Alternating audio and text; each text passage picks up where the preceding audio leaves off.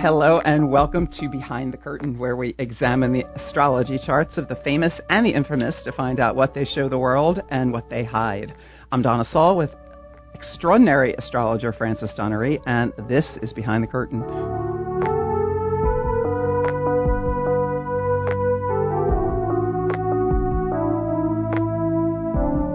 Many of you may know Francis Dunnery as a chart-topping musician with a long list of credits as frontman, producer, musical virtuoso who toured with some of the biggest names in musical history.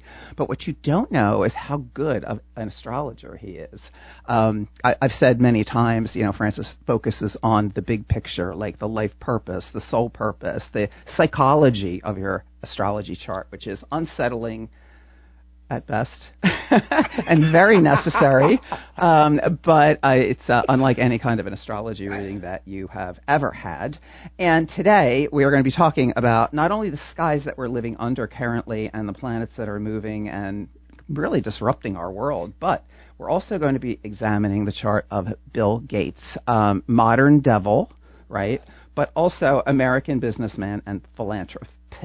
I can't even say that word. A pioneer of the microcomputer revolution, he co-founded the software company Microsoft in '75 with his childhood friend, which made him the world's youngest billionaire 10 years later at the age of 31. He became the first, get this, centra-billionaire in 1991 when his net worth surpassed $100 billion. And according to Forbes, as of May of 2025, his net worth currently is at $115.1 billion, making him only the 13th richest individual of the world. So how you like that? I think, well, and who knew that it all comes from his mother? But we'll talk about that when it does? we get to it. Oh, really? In the chart? Yeah? Okay. It's all about his mother. Old Bill's about his mother. Tell Absolutely all the is. secrets. But first, tell us about the skies. Well, the skies are quite interesting today. I think there's two major, and they're very opposite as well. There's a bunch of stuff in Pisces and there's a bunch of stuff in Aquarius. Mars is about to go into Aquarius, and which means this is a time of personal revolution. It's a time to do things new, to think outside of the box. Because when we talk about this, when we're doing this show, it's always good to know why we're doing it. Like, why would I say that? It's because when you look at what the planets are doing, you're going down the river. Like, if you go along with them, you're going down the river. Like, you're jumping and so it becomes easy to integrate into your life. And so it's kind of like, if it's red hot outside, I'm basically saying, don't put your fur coat on. Just, go outside and put a pair of underpants and you're going to be all right. It's kind of like you're going with what the natural, there's a naturalness to what's going on in the sky. There's stuff floating around all over the place. And if you can jump in those boats, there's lots of different little boats you can get in. You can go down with the stream, you can carry them down. A bit like snakes and ladders, you get them snakes and ladders thing. Yeah. Mm-hmm. So if you get it, sometimes you land on one, it'll take you down the ladder. Sometimes so the Aquarian energy, which is all about freshness and newness, and it's an idealistic time. It's a time to align yourself with your ideals again. So if you wanted to go back to church, or you wanted to, there's like things, or you wanted to start a vegan cafe, when you have like an ideal, like a pure ideal to help humanity. Aquarius is always about humanity. It's always, the Aquarians, they're not very personal like that. They don't like to talk about themselves. They're kind of like, it's the great we. Mm-hmm. Although they do demand that they do it their own way. Like, they're not going along with the bunch, but they allow you your freedom because they want their own freedom. They don't tie you down because they don't want to be tied down. The Aquarians, and again, it comes from this little creature in the sky that some of us call Peter Pan, or some of us call Tinkerbell. The male version is the Puer Eternus, which is the eternal boy, and the female is the Puella Eternus, or Puella, which means the eternal girl. And they lived in the future. They lived in potential of things. So it's about looking forward and finding the potentials of your own life. It wasn't about now for the Aquarians. It's always in the future. That's why they're future based.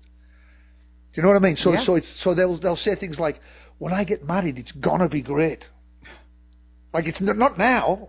When I get like in this future, this idealistic utopian future, and when I come back from holiday, oh, it's going to be fantastic. They do things like start paintings and leave them unfinished because one day the painting's going to be the best painting in the world. Not now, in the future. And so if they actually were to finish the painting, then they'd be disappointed because they don't like now. The Aquarians like the future. They like to live in potential. The potential of the painting, the potential of the future, the potential of the song, the potential of the relationship, the potential. And so this is a time to look forward to your future potentials and get in that boat. It's not really, it's like have a look at what future you can create for yourself and living into it. If you know what I'm saying. Yeah, I do. Yeah, I'm actually taking notes. Does that make sense, Donna? It makes 100% sense. I think you addressed it though. I mean, I did have a question. Actually. About. Oh, there you go. Okay, Sorry, you went off. Okay. There. Yeah. I did have a question though. Yeah. So in Mars, like, obviously like a war planet, right? A stronger planet moving into this Aquarius. Is that where the revolution part comes in, right? Like, what is the revolution? Kind of, yeah. Well, part? the revolution is Pluto in Aquarius. That's the generational planet. The Pluto in Aquarius started in 2020, 2021, 2022, around about there. That's when that started. But Mars in Aquarius is an activist. It's that mentality. Like, we will not stand for the dirt, like it's about rights and freedom. This is why there's going to be 5 planets in Aquarius over the next few days. And that's a revolution. There's new stuff's going to be happening. Yeah. There's going to be a new law set. I notice, like with the Davos stuff and all that, you'll see new things come. Like it's not a time for old way. Like anybody trying to go back to the good old days, it's not going to happen. Yeah. Pluto's in Aquarius. You've got to either get on the boat or you're going to die. You could bring that Bob Dylan song up now. And the first one now will later be last because the times they are changing. You could sing that again. Yeah. And that's exactly what's going on. Pluto is in Aquarius and it's not going back. So we have to deal with the new world. Like there's no point. It's AI. This is the world we're in now. And so, it's like people complaining about, the horse market's gone because the steam engines here. It's like, dude, it's not going back. We've got to get on board with what's new. Yeah. And so this is a time for that now. However, there's another part of us which is there's a whole bunch of stuff in Pisces, and it's a religious urge coming forward. So you've got the intellectual side with the Aquarians, with the ideals and the intellect, but you've also got another boat standing right next to it, which is all about religion, and it's probably connected with family. You've got Jupiter in Cancer. It's probably connected with the a return to looking for something. There's probably a fear of the new world in some people, and so to counter the fear, there's a return back to our spiritual values. So you might say, the way I'm looking at it, I was talking to my friend about this the other day. I'm seeing there's like especially you've got this Saturn-Neptune reset coming very shortly on March the 20th. I'll talk about that another time. But you've got this Saturn reset happening. Saturn and Neptune are 0 degrees of Pisces. Are going to be 0 degrees of Aries. So it's a brand new zeitgeist coming forward, a brand new feeling coming forward. And we've got to let go of the past and move forward into the future. We can design the future and pull for its fulfillment by acting in accord with that future. So I think it's a hopeful future, but if you're hanging on to the past, if you get in the boat that's got the past on, you've no chance. It's got holes in it. You just need to get on the new boat or get on the religious boat or the spiritual boat. Some people like, whatever. It's the religious urge in the psyche, especially today with the moon in Pisces as well. It's a beautiful time to kind of connect with, because people have a weird thing with God and all this stuff like that. If you just imagine that you've got your ego consciousness, your thoughts, and then you've got your essence personality, which is, say, connected to God or the universe or Jesus or what, it doesn't really matter. The essence personality, if you put your trust in that, it will always deliver what you need to get.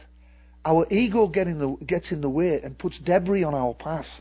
So we're trying to go down the road and there's all this debris because our thoughts and we're thinking this and we shouldn't. Our ego, I'm not one of these people. Nobody can talk to me like that. And blah.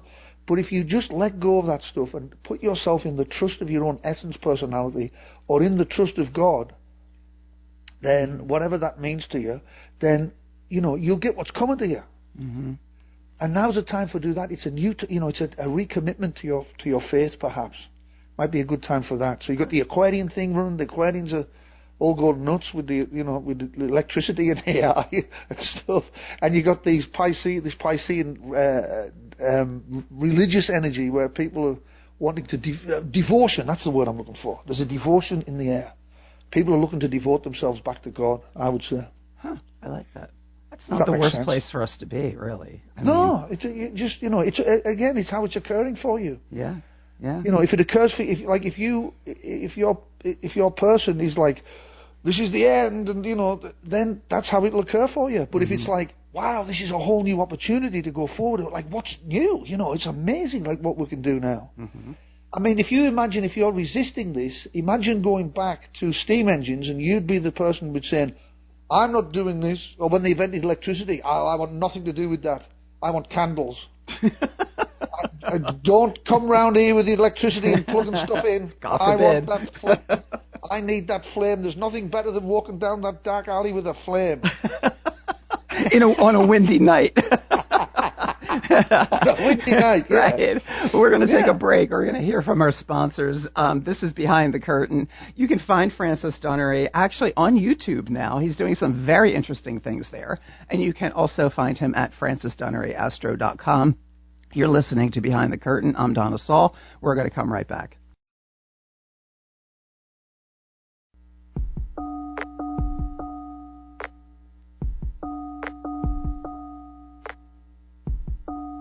Hi, everybody. Welcome back to Behind the Curtain, where we examine the astrology charts of the famous and the infamous to find out what they show the world and what they hide. I am Donna Saul. I'm with Francis Dunnery, astrologer extraordinaire, and today we're going to be talking about Bill Gates. Everybody knows who he is. Everybody knows he's one of the 13 richest people in the world, and I'm really anxious to hear what's behind the curtain. But before that, what's he show the world, Francis? Well, this guy is all about his mother. So his mother is the driver of everything, and he's got an elevated. His moon's in Aries in the 10th house, right at the top. So when you see, just physically, when you look at the chart and you see a planet right at the top, that's going to be publicly seen. Okay. Now this is a guy. So when the moon is there, I can't even tell you how many famous people have got the moon in the 10th house. Really? Or even the moon in Capricorn, because they're desperate to be seen. They want to be seen. They want to be noticed. And it's in Aries. So this is a particularly aggressive individual.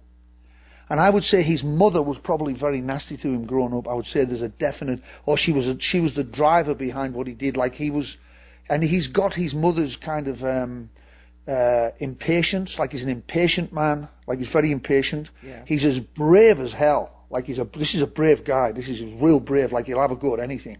Really? And he's not going to back down. He's probably incredibly argumentative.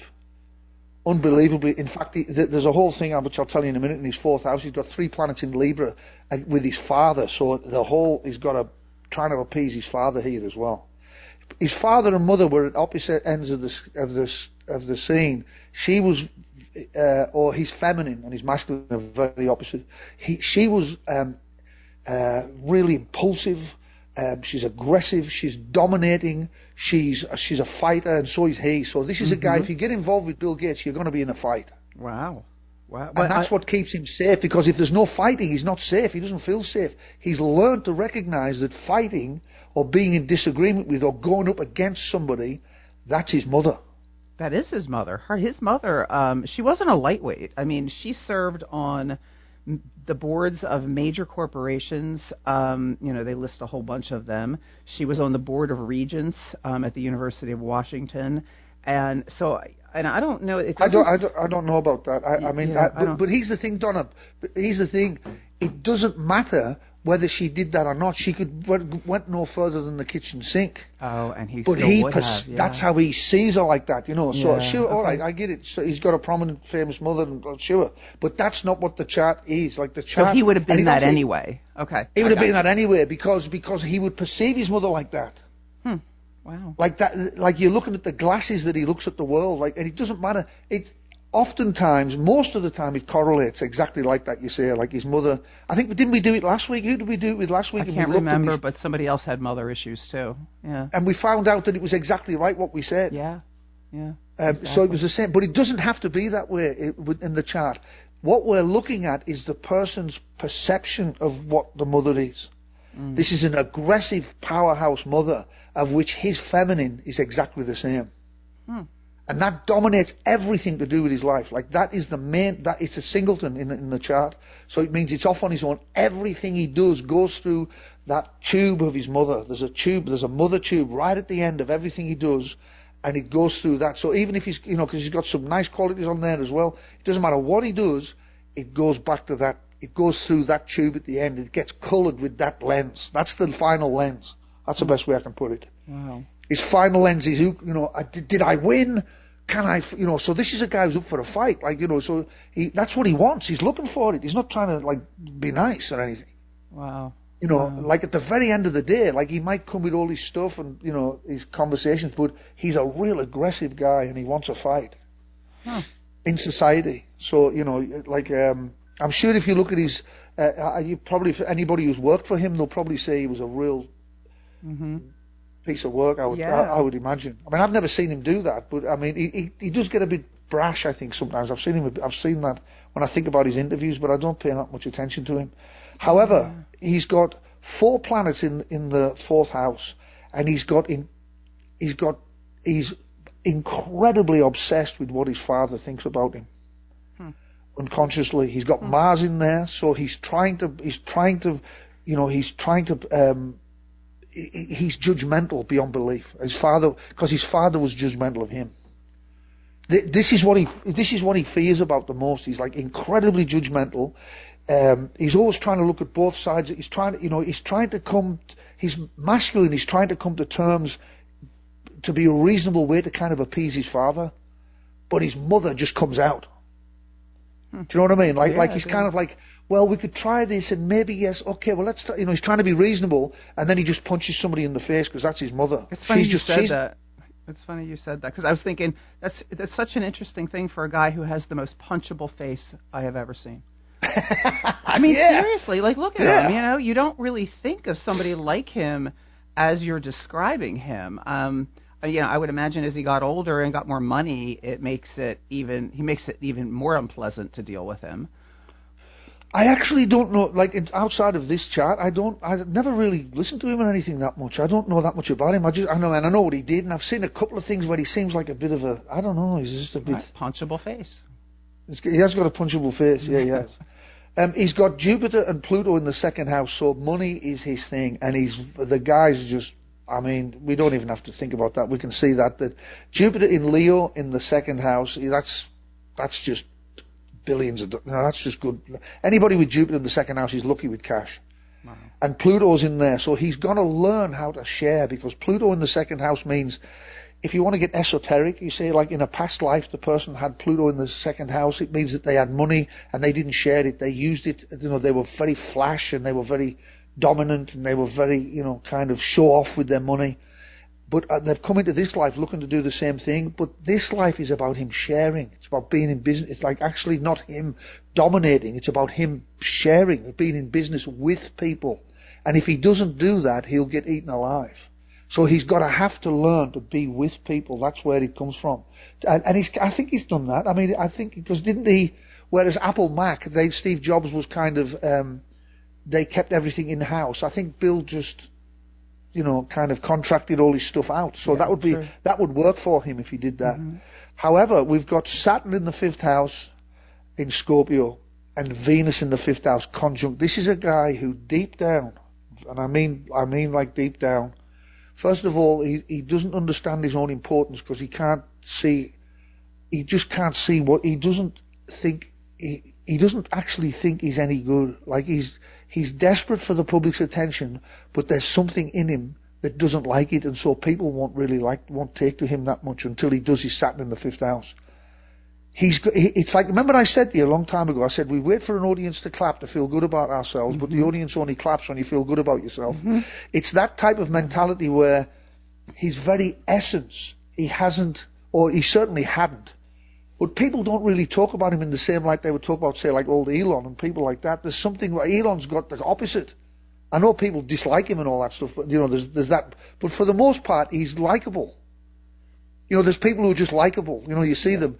This is a guy who's not likable. It's like when you say you just want to punch him in the face. Right. And so, it's a sad thing for him because he was unrecognized as a child. And I think this is where, he probably grew up in his big brother's shadow, his sisters. I don't know if he's got any family or anything, but he wasn't recognized in that way.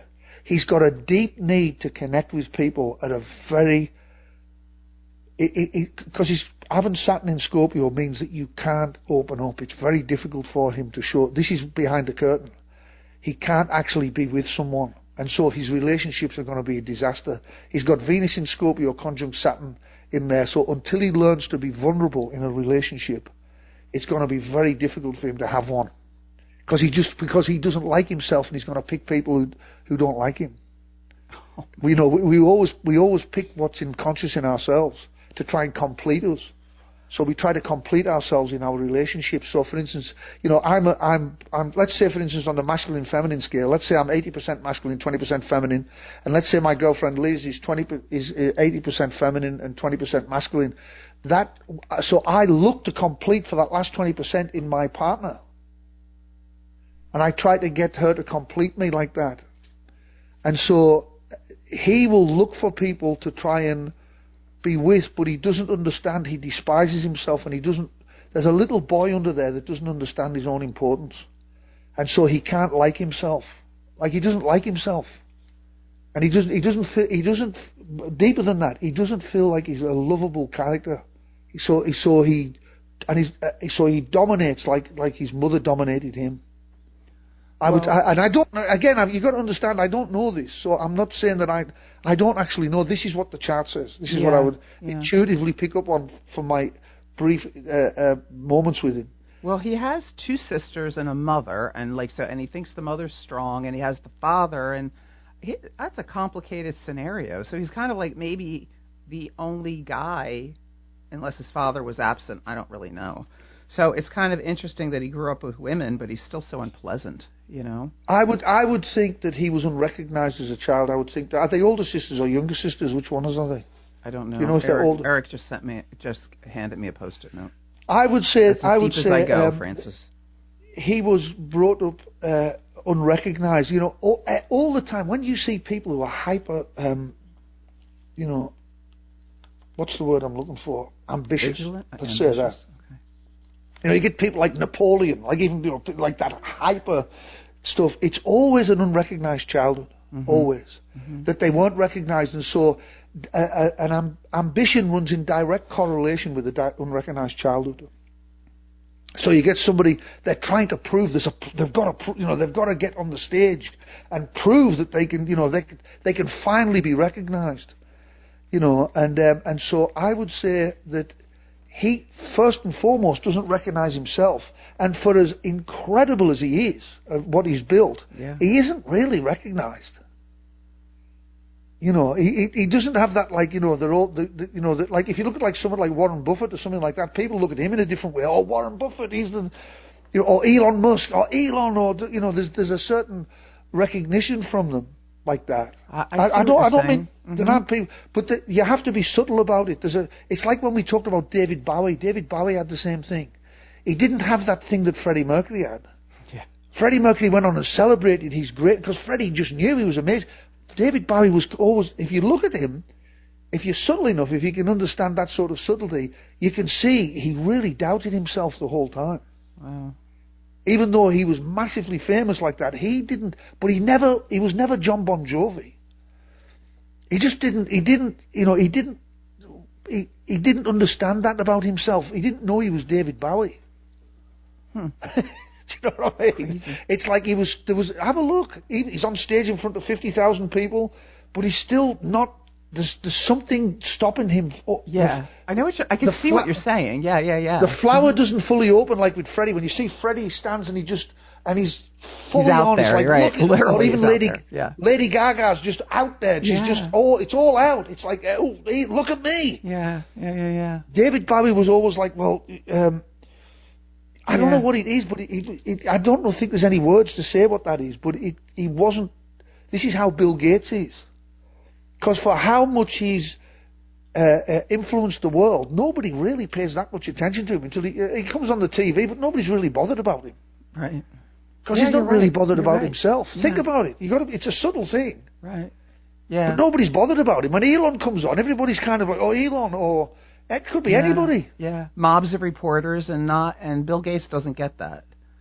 But then no, he doesn't. I thought maybe it was a security team, so I don't know. No, it's just nobody's, because he doesn't recognize himself. Wow. We wait for an audience to clap to feel good about ourselves, but the audience only claps when we feel good about ourselves.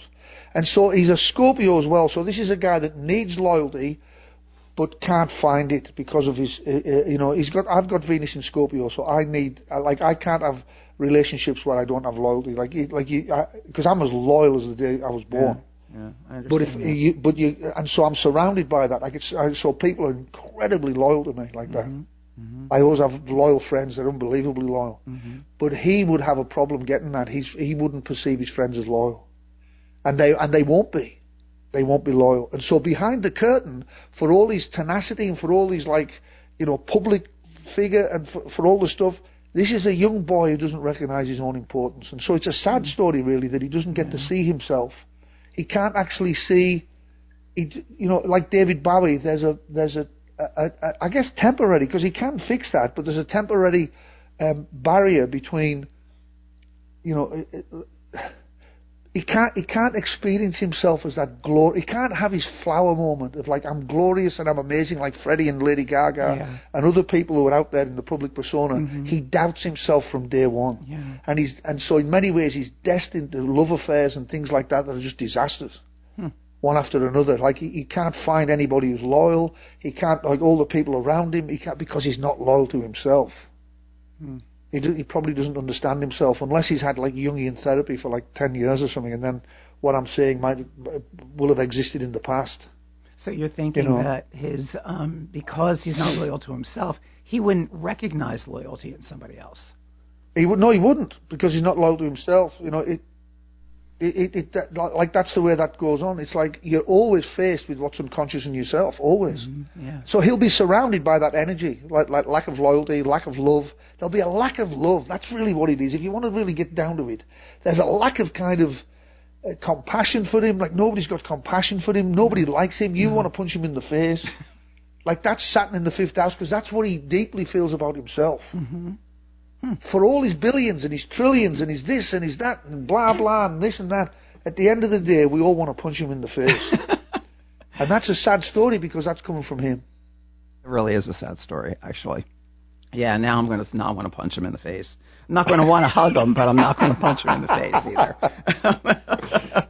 I just remember the story about him where he got hit in that pie, in the face with that pie somewhere in Europe, and then he fired his entire security team and hired a new security team. That's something out of the Mossad or something like that.